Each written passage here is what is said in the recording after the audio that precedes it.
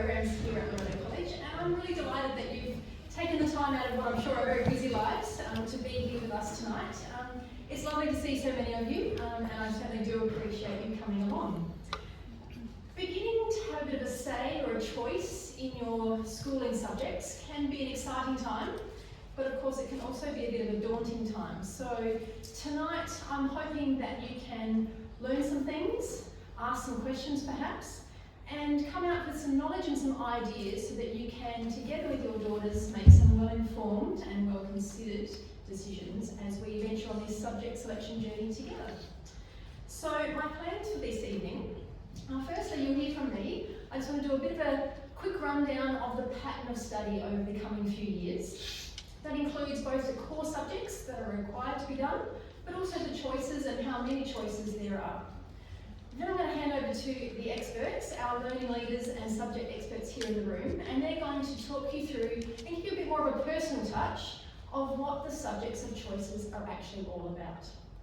We do actually have a curriculum handbook. Perhaps you've seen that publication in the past, and we've got a new and improved version coming very soon, so tonight's personal touch will be supplemented with that curriculum handbook. And then at the end, back to me, we'll look at what the next steps are, how the actual selection process will continue, and when and where you can expect to see some things arriving in your email inbox. So first up, I'm going to jump to next year, the 2026 for our Year 8, so Year 7's in the room. You can see there on the side the core subjects, so English, Maths, and the language that you're currently already studying, you will continue to do so.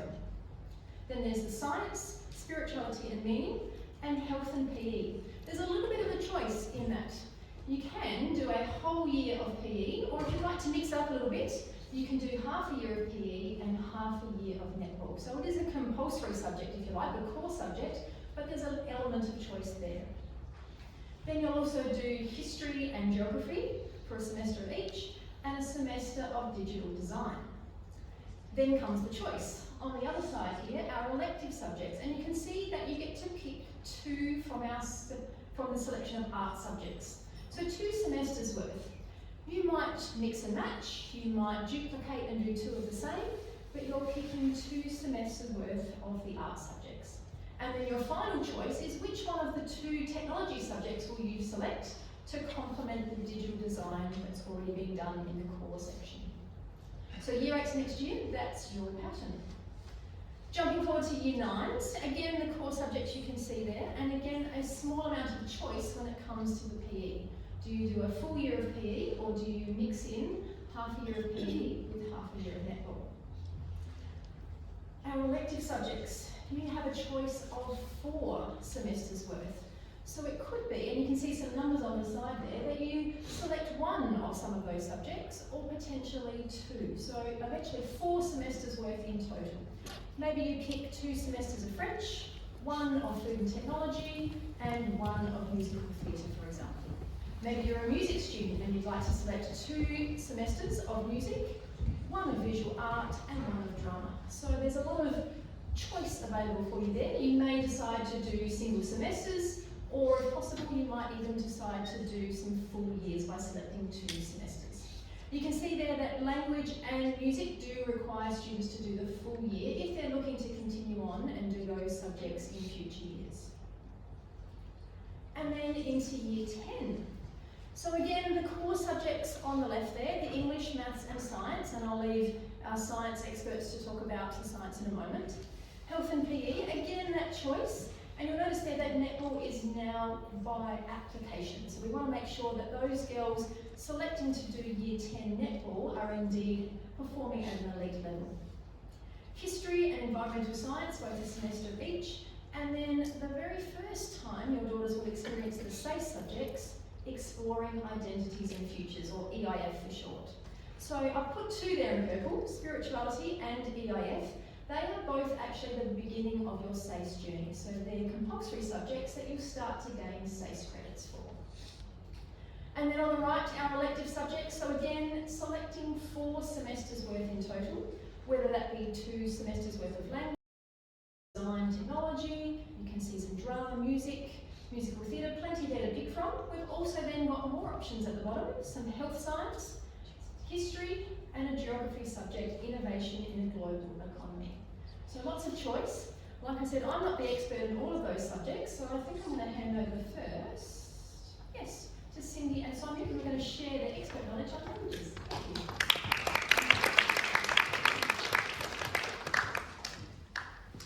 Good evening, parents and guardians. My name is Sonia, and this is Cindy, and we are language teachers here at Loreto. So this evening we've been invited to highlight the incredible value of studying languages at Loreto and provide some reasons why we feel continuing language study into the future is something that students should strongly consider beyond the compulsory years.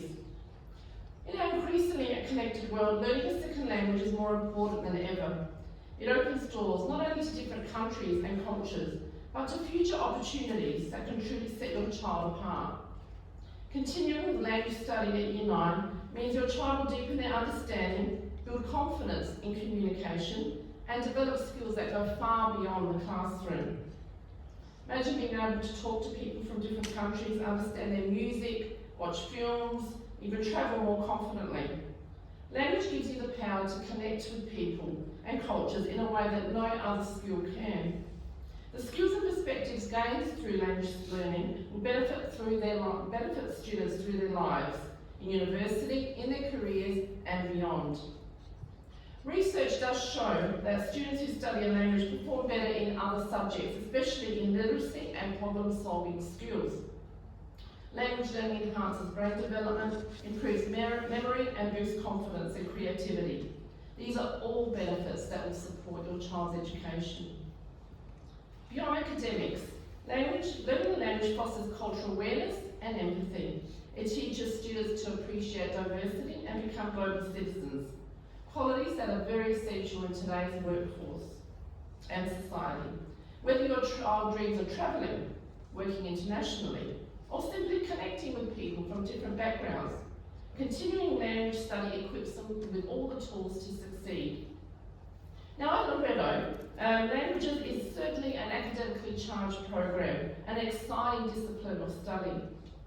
Our program allows students to develop their language skills, reading, writing, listening and speaking in the given language, and then learning is always embedded in culture. Students study a wide range of topics, including fashion, migration, festivals and traditions, technology and the environment. Each year level across the 3 languages incorporates a wide range of learning opportunities where students attend excursions, where they have the possibility to enjoy food, film and historical culture of that particular language. Moving forward, there will always also be the possibility of a language and cultural exchange for each of the languages, and we look forward to exciting developments in that space. Thanks, Sonia. Our senior language students continue to achieve exceptional results in the SACE level. Smaller class sizes allow for specialised teaching and learning and enable students to hone their skills in all of the communication areas. The academic rigour of language study is recognised by all South Australian universities and many national universities who offer adjustment factors, previously known as bonus points, to students who study a language at stage 2. At the end of Year 8, moving into Year 9, students have the opportunity to make some decisions regarding their subject choices, including whether or not to continue with their language. We encourage you to consider this decision very carefully with your daughter, as once a student decides to discontinue their language, it precludes them from taking the subject again at Year 10 and beyond. As teachers, we work in partnership with your child to help them build a brighter, more connected future. And we wish you all the very best in discerning these very important decisions with your child as you consider the opportunities that best suit, help them to grow to their potential in an academic, personal and also a cultural sense. Thank you.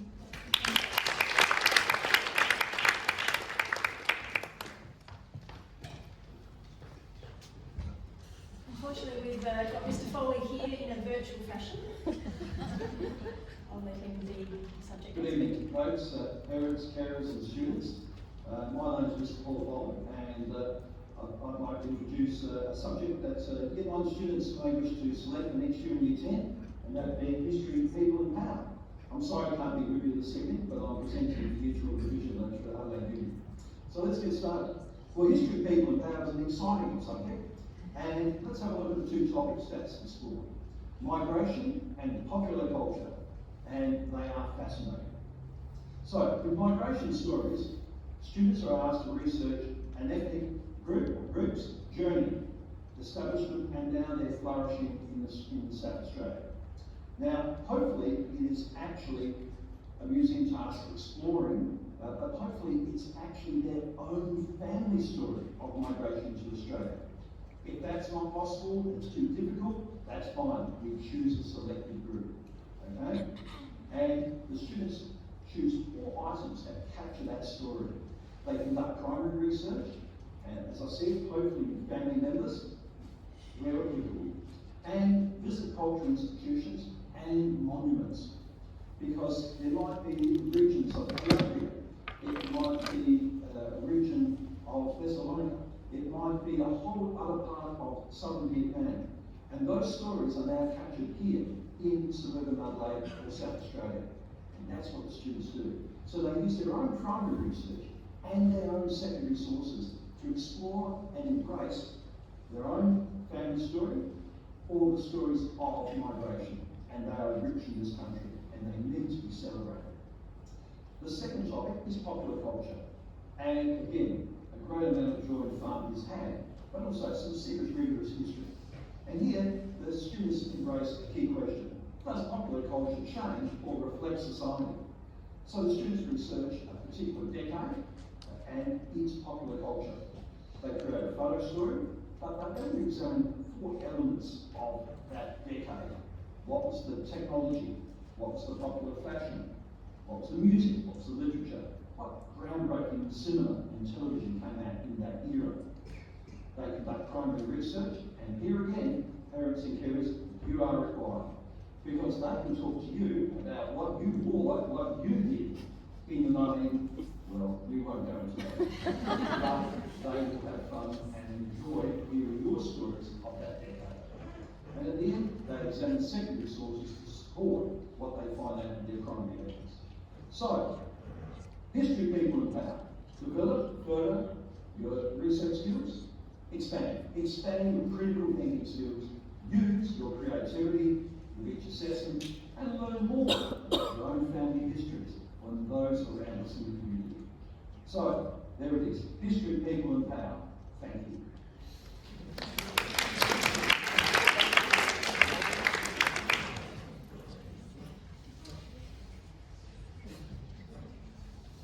Good evening. Good evening, folks.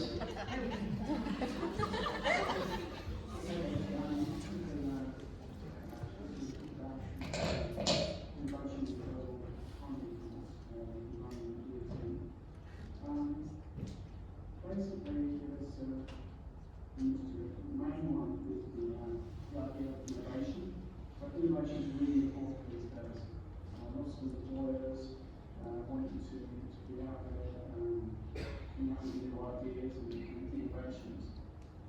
This course ties into some of the economics that we've already done with Year 9, but takes it one step further.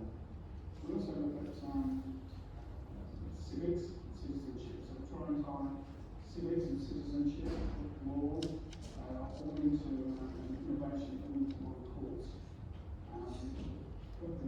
You look at civics and the voting system and the course, the role of the course, and then we look at innovation, and particularly around social innovation.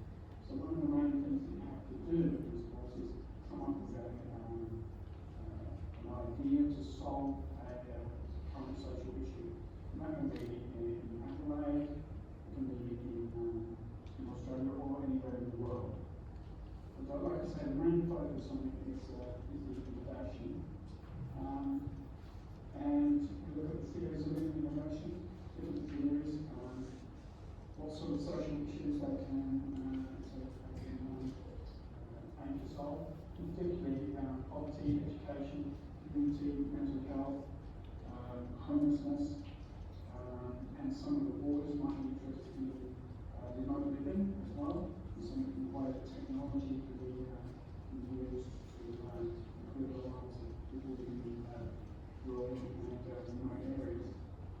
So the topics we cover are legal, business and economics. A lot of the economic stuff we would have done already in year 9. Maybe not so much of the business or the legal stuff at the moment. Pathways.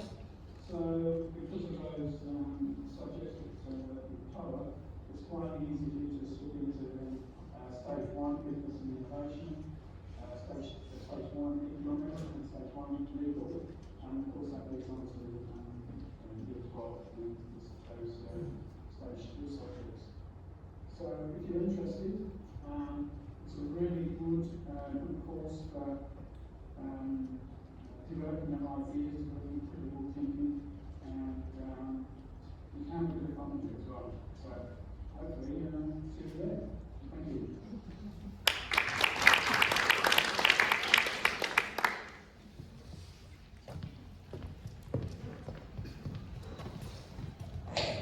Good evening, I'm Miss Mildred Rowley, and I have the pleasure of speaking to the full breadth of performing arts that we have available here across year 8 to 10 as those elective courses, and I know many of you are already engaged in lots of those subjects. If we have a look at the drama pathway from year 8 to year 10, all of this information is available in the handbook, so I won't talk you through each of those units of work, but you can see there that at year 8 level, we're starting with some of the kind of origins of improvisation and comedy, moving through to some of the fundamentals of screen and stage acting, and then into some more rigorous theatrical styles such as realism and documentary theatre. And if you continue that for a full year at a year 10 level, the current year 10s are in the process of putting on full-scale 2-hour production, which you're all very welcome to attend next term when the girls perform that. In music, there is a solo and ensemble performance component across all 3 electives, year 8 to year 10. And the main difference across there is that at year 9 level, you move into a little bit more sophistication with that written and applied theory composition, and then at year 10 level, some of that arranging or composition becomes more complex, and there is a required solo performance at year 10.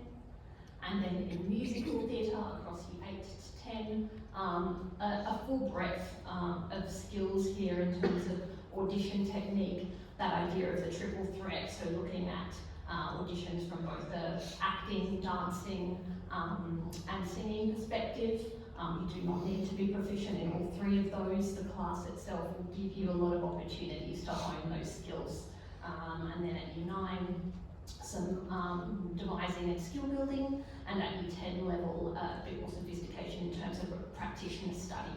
Some of those musical theatre practitioners might be in your repertoire, and then some creative synthesis. More interesting than all of that, however, I think is what we know to be some of the soft skills that are so key to the performing arts. For many of those subjects, this is your learning space. It is very rare that we use a device in any of those subjects, and what I love about the performing arts is that it is a really great break in your day from being behind a screen, and as we know, the science and the research tells us that it is a really great and valuable to have at least an hour in your day where you're not behind a screen, and the performing arts really give you that opportunity to come, to use your mind in a different way, to be collaborative, to work on teamwork, to think critically, to engage with your peers, and all of those teachers are really passionate about what that subject offers you. So we really, encourage you to have that as one of those subject areas in your day to help with your other foundational subjects. There is also a really lovely digital element to some of those subjects, drama in particular.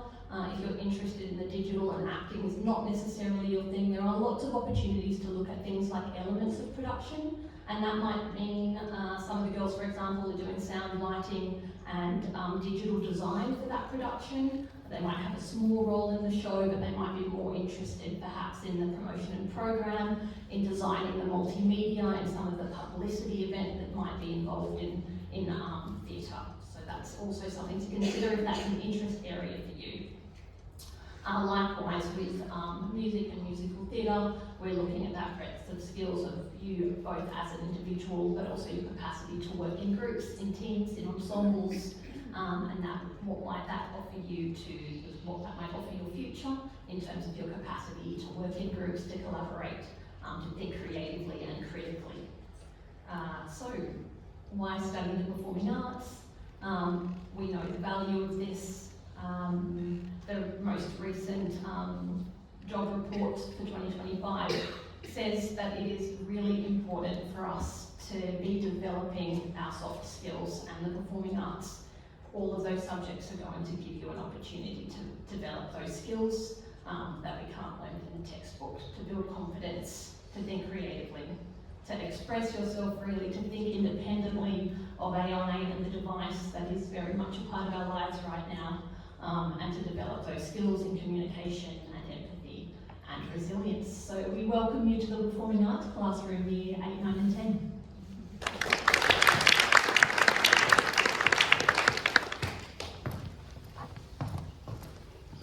Hi, so I'd just like to talk a little bit about Year 10 Science. I am going to just touch a little bit as well on the compulsory subjects, only because it causes a few. Hopefully I can address some questions before you get there. So by Year 10, the content that we're covering and then across the board mean that we do actually split our compulsory Year 10 Science into 2 semesters. You can see that they're called Biochemistry and Space Science and Physics. That really is so that your daughters can have our physics-based teachers or our biology and chemistry-based teachers who will be teaching the subjects in year 11 and 12. You've got that expertise in the room. So they do a full year of science that we just break up to sort of give your daughters the best opportunity to experience those teachers. We also have a very interesting environmental science.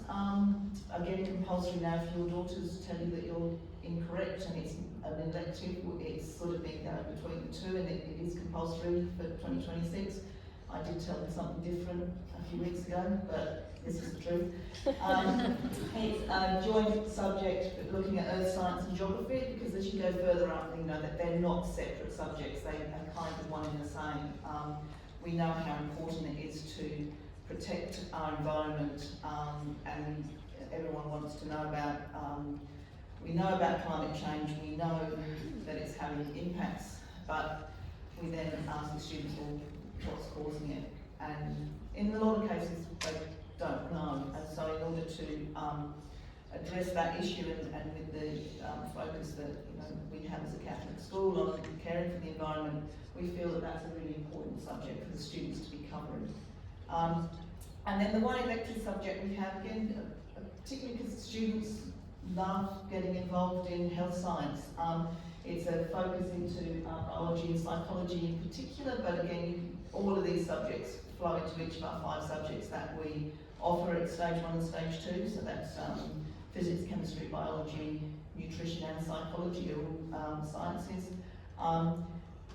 And a majority or a high percentage of our students go on to work in either the health field, the biomedical field, nursing, and so some of those skills that they get through that health science, it's looking at how the brain works. They do some stuff with diseases, and how we as scientists can look after that, how we understand the disease, how we create vaccines and all that sort of stuff. So the knowledge they've got from living through COVID, they can actually get a better understanding of it. So 3 compulsory sciences, well, 2 compulsory sciences, one's with humanities and then the one elective if they really want to continue that sort of subject and are passionate about it. And across what advice I would give for electives is, if your daughter really wants to do something, it's their passion, let them do it. They can make their choices as they go through, but they really want to enjoy doing what they're doing. And each of these subjects they study can take them to places. Thank you.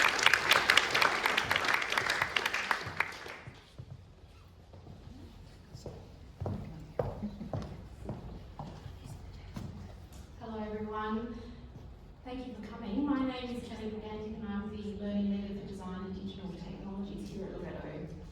So as you can see, we have a range of subjects available across the middle years. Essentially, these pathways, or the middle years pathways, all lead to our SAFE pathways down the bottom there, which you can see are food and hospitality, design, technology, engineering, industry and entrepreneurship, and then design, technology and engineering and digital communication solutions. So these subjects all follow the design thinking process, and the priority is for students to discover the principles of design in the context of creating solutions to a problem. And in a future where there will no longer be a formula in the back of a textbook, our learning area challenges to understand that dynamic, process-driven design is the foundation they need for future learning.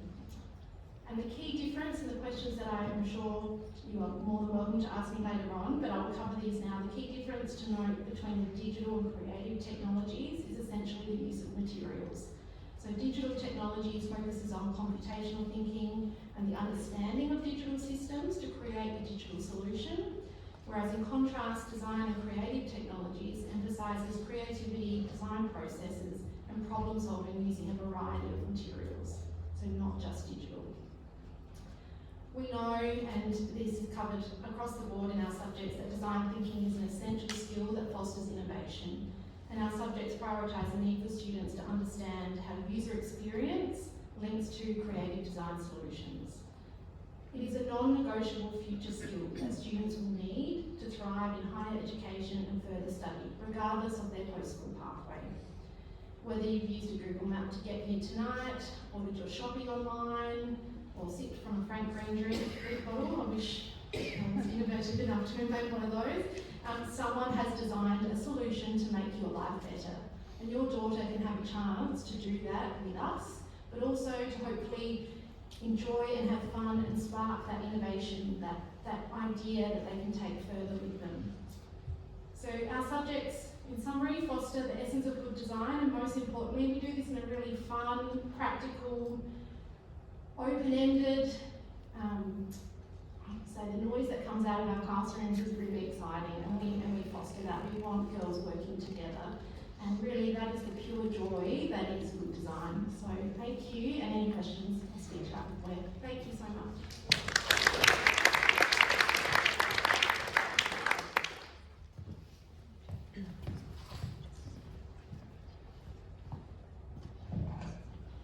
Good evening. Tonight I'd like to talk to you about why studying visual arts in middle school is so important. Art is more than just painting or drawing. It's a way of thinking, seeing and expressing ourselves. Through art, we learn to notice details, to communicate ideas without words, and to explore our creativity in ways that can't always be captured in textbooks. Visual arts gives us the chance to experiment, make mistakes, and learn through practice. It helps us build problem-solving skills because every artwork begins with a challenge. How do I express this idea? How do I bring this image to life? These skills carry over into every subject and every part of our life. Art is also about identity.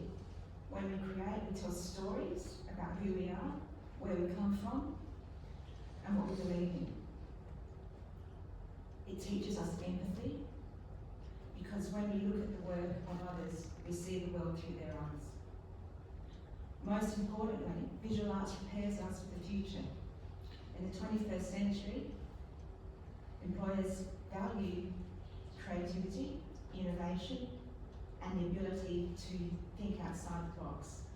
The skills we develop in art, from divergent thinking, collaboration to digital creativity, are the same skills needed in all industries, such as technology, marketing, gaming, film, fashion, and even science. In a world where jobs are changing rapidly, creativity is one of the most valuable skills we can have. So studying visual arts in middle school isn't just about becoming an artist. It's about becoming a more creative, adaptable, and connected person, ready to take on the challenges of the future. Thank you.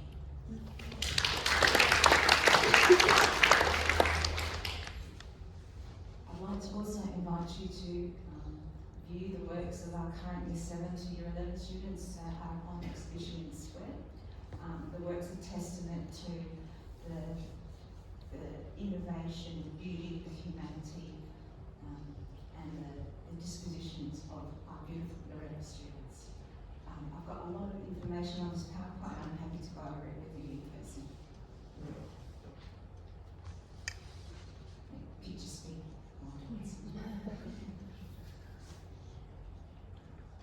you.